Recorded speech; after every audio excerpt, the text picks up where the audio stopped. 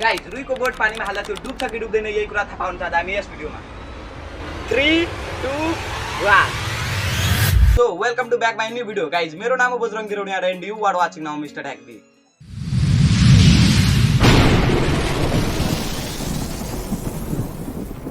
Guys रुईको boat बनाउनको लागि हामीलाई चाहिन्छ रुई अनि चाहिन्छ डबल साइडेड टेप अनि सिजर अनि कपर वायर अनि टिला अनि अब हामीहरु बनाउँछौं बोटको फ्रेम बनाउनको लागि हामीहरु युज गर्छौं कपर वायर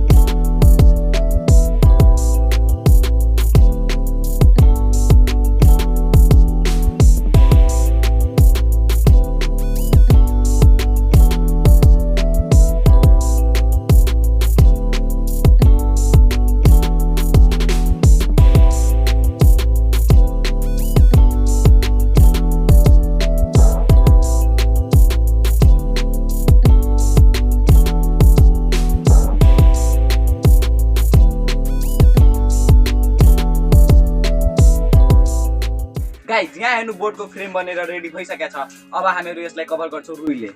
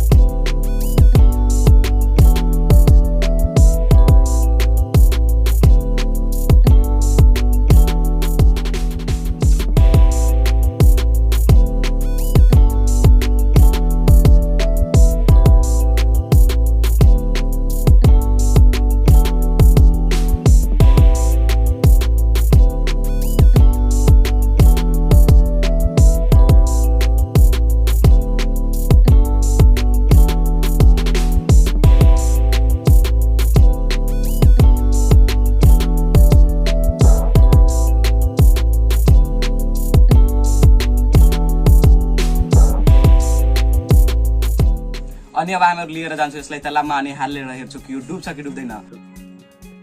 गाइज हामीहरू साइकल लिएर जान्छौँ।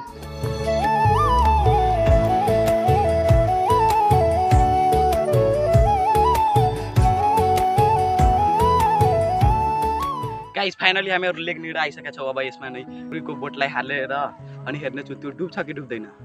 यो बोटलाई हाल्छौँ पानी।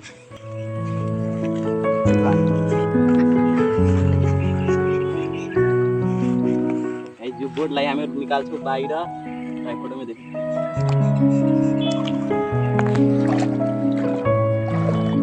3, 2, 1।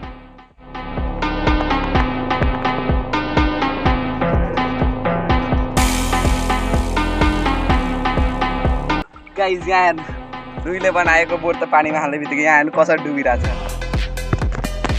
गाइज यहाँ हेर्नु, यहाँ भित्र हेर्नु भइरहेको छ यो बोट हो, यो पानीमा हाल्ने बित्तिकै डुब्यो। बोटलाई अब हामीहरू निकाल्छ बाहिर। भाइ गाइज यो बाहिर निस्किने बित्तिकै यो पुरा भाँचिसक्यो। भाइ यसको वजन त लगभग 1.5 किलो जति भइसक्यो होला गाइज। पहिला थियो लगभग 1 पाउ जति। गाइज यो त पानीमा हाल्ने बित्तिकै डुब्यो। गाइज यहाँ हेर्नु पानीमा हाल्ने बित्तिकै यो बोट डुबिसक्यो। अब हामीलाई थाहा भयो कि रुईले बनाएको बोट पानीमा हाल्ने बित्तिकै डुबिहाल्छ। अनि तपाईँहरू यस भिडियोलाई लाइक गर्नु होला, च्यानललाई सब्सक्राइब। अनि अब हामीहरू नेक्स्ट भिडियोमा छौँ। बाई जय नेपाल।